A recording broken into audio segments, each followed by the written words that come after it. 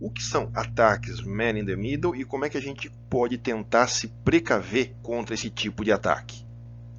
Um ataque man in the middle é quando o hacker se coloca no meio do caminho. Então, quando você tem uma comunicação normal, tem aqui um exemplo, né? Um usuário com um notebook acessando um servidor na internet. Então ele manda requisições, o servidor manda as respostas, tem essa troca de pacotes.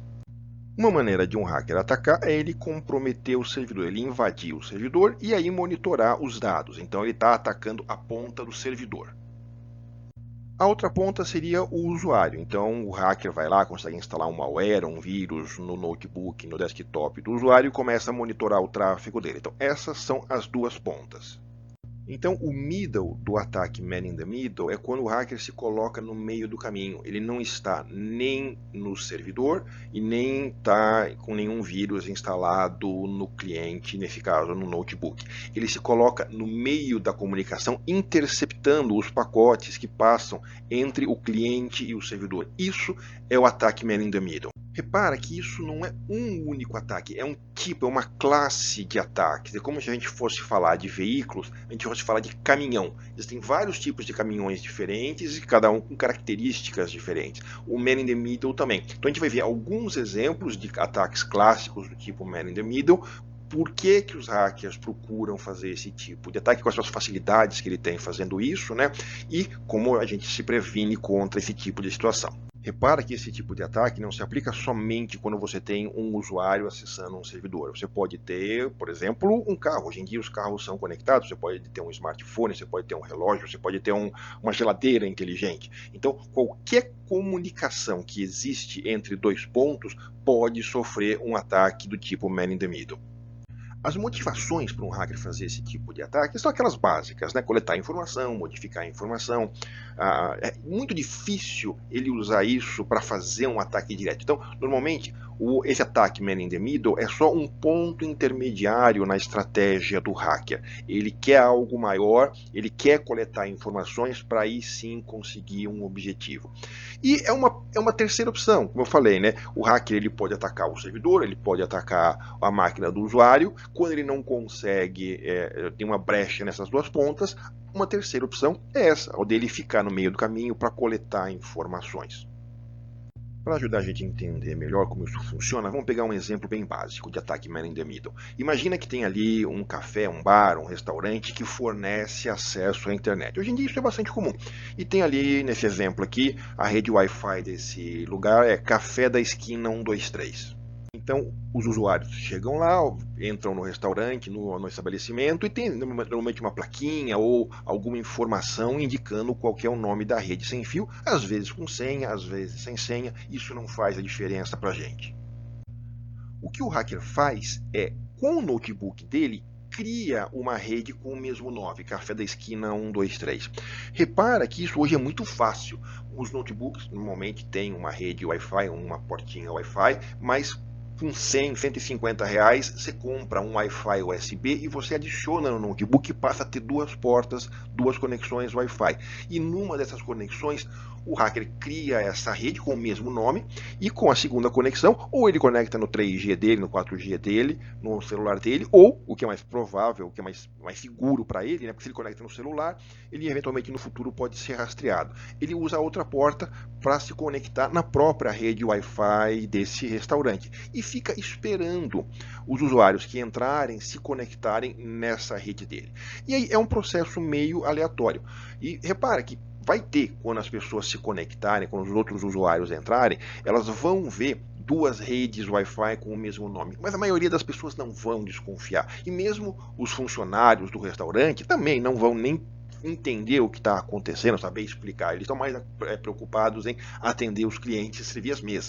E mesmo se tiver uma senha, também isso não vai dar muita proteção, porque essas senhas normalmente são distribuídas pelo próprio restaurante. Então o hacker vai lá, compra um cafezinho e pronto, pede para o garçom a senha e ele tem a senha e a mesma senha que ele configura na rede sem fio que ele está criando. Então repara que nesse caso é muito difícil de você detectar que você está entrando num ponto de acesso falso. tá? Se você conhece o restaurante, talvez você está acostumado a que tem uma rede sem fio só e de repente apareceu duas, mas novamente é muito raro as pessoas se tocarem nisso. E vai ser um processo um tanto quanto aleatório. Alguns usuários vão se conectar no roteador correto, outros usuários vão se conectar no roteador do hacker. E inclusive tem alguns truques que o hacker pode usar para aumentar a chance dos computadores que estão lá se conectarem na rede dele. Por exemplo, se ele escolher usar um pendrive USB ali com Wi-Fi com uma boa potência, porque normalmente os notebooks, os celulares, eles se conectam na rede sem fio que tem um sinal melhor, mais potente. Então, se o hacker se posiciona numa boa mesa dentro do restaurante, ele vai ser a conexão preferencial da maioria dos computadores e dos celulares que estiverem ali naquele restaurante. E pronto, o hacker se colocou no meio. Ele ainda não capturou nenhuma informação útil, mas ele está pronto para capturar essas informações úteis. E repara que não adianta a rede sem fio ter criptografia, ter uma senha, porque o garçom dá a mesma senha para todo mundo, inclusive para o hacker que foi lá comprar um cafezinho. Então a placa de rede que está imitando a rede Wi-Fi desse hacker sabe qual que é essa senha e vai descriptografar todo o tráfego que passar por ele. E aí começa o trabalho do hacker. O hacker, eles são, ao contrário do que a gente vê nos filmes, o hacker ele não vai com um objetivo fechado certo. Ele tem meio que uma mentalidade de detetive. Ele tem uma mente aberta e ele fica olhando toda a informação que recebe e tentando ali imaginar que tipo de utilidade que ele pode ter para essa informação. Então, o ataque de hacker tem uma dose de paciência, e aqui é a mesma coisa, ele fica coletando as informações e fica olhando, observando, imaginando o que fazer com essas informações, que vantagem que ele pode tirar. Por sorte, hoje em dia a maioria das comunicações são criptografadas. Então, quando você acessa um site web, você acessa o site em HTTPS, tem uma criptografia entre o notebook, entre o seu computador e o servidor. Então, o tráfego passando pelo computador do hacker, o hacker não vai conseguir tirar nenhuma informação útil especificamente disso. E-mail também é a mesma coisa. Como eu falei, várias comunicações são criptografadas. Porém, ainda existe uma certa dose de tráfegos que não são criptografados e que aí já são, só de ponto de partida, uma informação útil para o usuário. Por exemplo, muitas empresas usam o nome de rede Workgroup, o nome de rede no Active Directory, eles colocam ali um nome que é o mesmo nome da empresa. Então, se a empresa se chama Internacional ABC, o nome da rede Active Directory é Internacional ABC. Isso não tem nenhum problema dentro da rede. Porém, quando um usuário, um funcionário dessa empresa leva o notebook para fora, quando ele se conecta numa rede, esse notebook começa a procurar essa rede internacional ABC. Pronto, o hacker já descobriu que aquele notebook é de algum funcionário dessa empresa. Um outro problema bastante comum é que o administrador dos equipamentos da empresa colocam nos notebooks normalmente o nome do usuário. Tá, às vezes o departamento. Então tem ali João Marketing ou Marketing Maria. Então, novamente, essa informação não é criptografada. Isso vai para a rede, o notebook joga isso para a rede buscando se conectar e essas informações chegam para o hacker. Então ele já fica sabendo de que empresa aquela pessoa é e às vezes até qual é o nome e departamento que essa pessoa trabalha. Aí como é que o hacker vai saber daquelas vários computadores que estão dentro do restaurante quem é quem, qual é o tráfego de cada usuário? Também não é difícil. Algumas pistas. Então, uma pessoa entra, abre o notebook, daí 10 segundos uma nova conexão nesse ponto de acesso falso dele. Pronto, ele já mapeou. Uma outra coisa, uma outra forma. Os computadores, cada fabricante de computador tem uma sequência de número MAC address na placa de rede Wi-Fi. Isso é disponível facilmente na internet. Então, visualmente, o hacker pode identificar. Quando você abre o notebook, você tem ali logo bem grande o nome do fabricante do seu notebook. E aí o hacker vai saber, então, a partir do MAC address dos pacotes que estão chegando para ele, quem é quem. Então, tem várias maneiras do hacker descobrir quem é a máquina, saber quem é efetivamente a pessoa que tem aquele tráfego. Então o hacker está ali olhando, ele já viu quem é o João do marketing da ABC Internacional, ele viu que roupa que essa pessoa está usando, que notebook que essa pessoa tem, e vamos supor que agora esse usuário acessa um site de relacionamento. Então, na hora que ele vai acessar o site, o hacker não tem como monitorar o tráfego, mas na hora que o computador dele vai fazer a requisição de DNS, o hacker tem como ver qual é o site de relacionamento que ele está acessando, qual é o nome do site, e aí vê que é um site de relacionamento. Ou então, um site de emprego, então essa pessoa está lá procurando emprego. E o hacker vê também os outros detalhes dessa pessoa. Então, vamos voltar para a questão, por exemplo, do site de relacionamento. Então o hacker vê na mão desse usuário que essa é uma pessoa que tem uma aliança, que é casada. Por último, só para a gente fechar esse exemplo de ataque, o hacker observa como é que esse usuário paga a conta. Vamos lá, ele paga com cartão de crédito. Hoje em dia, cada cartão de crédito tem uma cor diferente. O hacker descobre ali qual é a bandeira do cartão de crédito que essa pessoa, que o João do marketing da ABC Internacional pagou nesse restaurante a conta dele. Ok, o hacker tem um monte de informação, mas ele ainda não transformou isso em nada de útil. É agora que começa a inteligência dele. Essa é a hora que ele tem que botar o cérebro para funcionar. Então, uma das coisas que ele pode fazer, por exemplo, ele vai na internet, procura o telefone da ABC Internacional, ali na região onde está o restaurante, isso é muito fácil. Depois de 1 ou 2 horas, ele liga para a ABC Internacional, pede para falar com o João do marketing, e começa a contar para esse coitado desse João uma história dizendo que ele invadiu o computador do João. Não é verdade, ele não invadiu, mas o João não sabe. E ele começa a contar que ele sabe que ele está num site de relacionamento, que ele é casado, que ele coletou todas as conversas com todas as pessoas que ele estava conversando nesse site de relacionamento, que se esse João não mandar para ele um Pix em meia hora de 10 mil reais, ele vai divulgar as informações que ele coletou. E mais, como o hacker viu como é que o João estava vestido, ele pode inclusive falar: olha, eu estou nesse momento vendo você através do seu notebook e eu estou vendo que você está de camisa verde, então não vem brincar comigo. Você para. O João, imagina como ele vai ficar nessa hora, ele vai entrar em desespero e ele vai efetivamente achar que o hacker invadiu a máquina, que o hacker está dentro da máquina dele e que o hacker tem essas informações. Só para acrescentar, né? E o hacker fala: inclusive eu sei que você estava no restaurante Café da Esquina 123, você foi almoçar lá hoje e pagou com cartão de crédito bandeira XYZ. O João vai ficar desesperado. Então, essa é uma situação onde o hacker fez um ataque man in the middle para coletar algumas informações para ter, neste caso, a utilidade é ter um retorno financeiro desse tipo de ataque. Agora vamos ver um outro exemplo de ataque man in the middle dentro de uma rede, usando um tipo de ataque chamado ARP spoofing. Para quem não sabe o que é ARP, é um protocolo interno dentro das redes Ethernet. Tem um vídeo no nosso canal que explica o que é ARP, eu vou deixar o link abaixo nas observações, mas basicamente é uma maneira das máquinas descobrirem qual é o MAC address, qual é o endereço físico dos outros equipamentos na rede. Então os equipamentos têm o endereço IP, mas no Ethernet eles não se conversam via endereço IP, eles se conversam através desse tal de MAC address. Então cada equipamento precisa descobrir qual é o MAC address dos outros colegas que estão na rede. De maneira simplificada, o ARP funciona assim: quando um equipamento precisa conversar com o outro na rede, ele automaticamente, o usuário não precisa fazer nada, pergunta para todo mundo na rede quem é que tem o MAC address do IP XYZ. Então, por exemplo, o roteador tem endereço IP 192.168.0.1.